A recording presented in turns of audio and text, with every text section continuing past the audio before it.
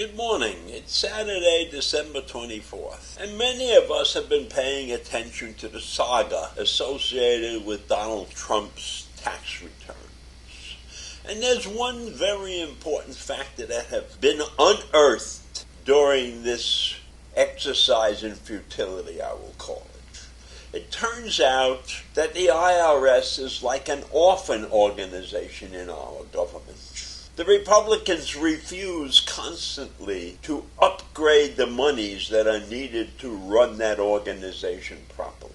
The result of that stinginess has limited the number of truly professional tax auditors that the IRS can get their hands on. So when Donald Trump produces a massive tax form, a massive tax return, the Bureau can only afford to put one person to work on the examination of that tax form. And Donald Trump is not alone in that category. I am sure that there are many very wealthy businessmen who have very, very complicated tax forms.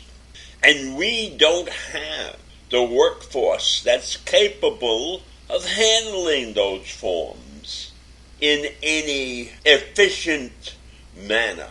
And so many of these wealthy entrepreneurs are getting away with murder. And in the current spending bills, the IRS has been cut. Funding to the IRS is not up to snuff. And the Republicans readily admit that when they take over Congress in 2023, they're going to cut further into the IRS. Instead of increasing it so that this country gets its fair share of tax money, they're going to decrease it.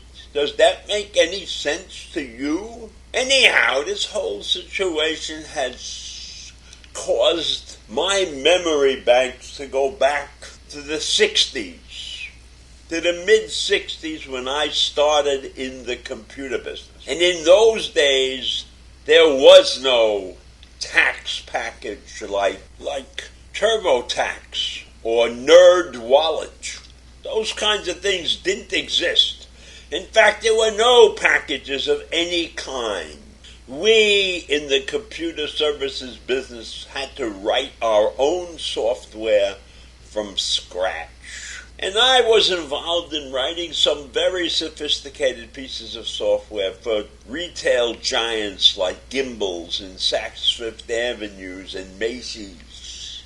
And for those of you who are very young out there were no laptops.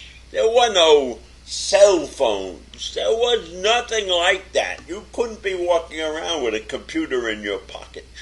So everything that we did started from scratch.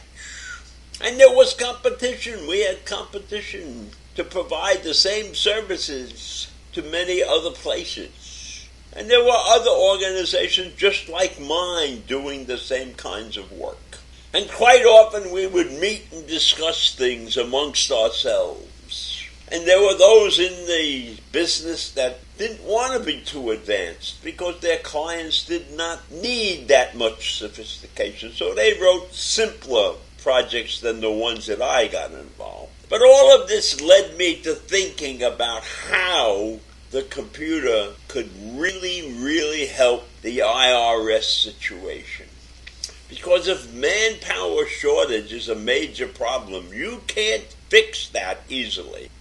But if you can develop a software system that essentially takes the most difficult tax form and analyzes it and decides whether or not the taxes paid are correct, that would be a tremendous step forward. Now, when I discussed this with my good friend Richard, he pointed out several things that are absolutely true.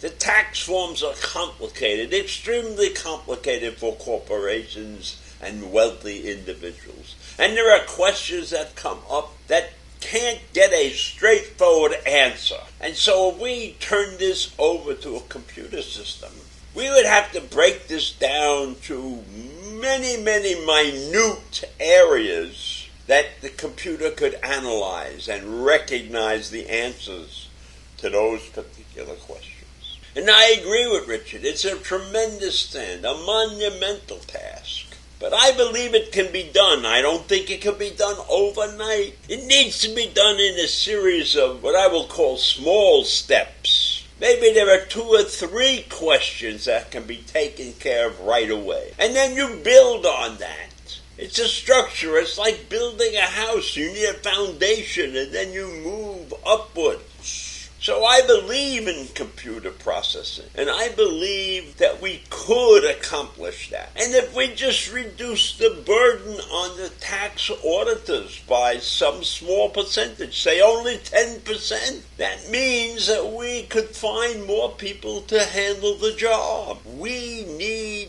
to think ahead. We can't allow this country to go down the tubes because we have a segment of our government, the Republicans, that refuses to fund one of the most important sections of our government. And there's another thing that might be very useful. I'll call it comparative analysis. If we were to save the records, the tax records of many high-earning individuals and corporations, we could compare the newest tax return to previous years. And that might give us an indication of what's really going on within the companies and within the so-called 1%ers.